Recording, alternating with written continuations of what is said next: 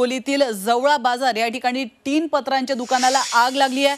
17 दुकानं आगीच्या भक्ष्यस्थानी सापडली आहेत। जवळा बाजार येथील मार्केटमध्ये अग्नितांडव सुरू आहे। या क्षणाची अतिशय धक्कादायक बातमी। हिंगोलीतील जवळा बाजार या ठिकाणी टीन पत्र्याच्या दुकानाला भीषण आग लागली आहे आणि महत्त्वाचं म्हणजे 17 दुकानं या आगीच्या भक्ष्यस्थानी आहेत।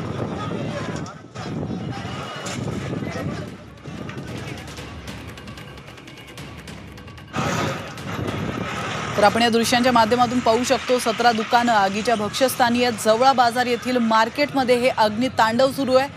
तर 1 2 3 नव्हे तर तब्बल 17 दुकानं या आगीच्या भक्ष्यस्थानी असल्याचं कळतंय।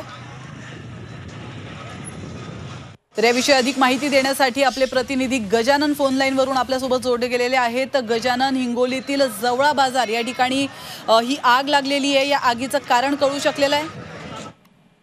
अद्याप आगीचं कारण नेमकं कळलं नाहीये, पण शॉर्ट सर्किटनं सदर आग लागली असावी असा अंदाज व्यक्त केला जातोय। परभणी हिंगोली महामार्गावर ते 3 पत्र्याची काही दुकानं उभारण्यात आली आहे।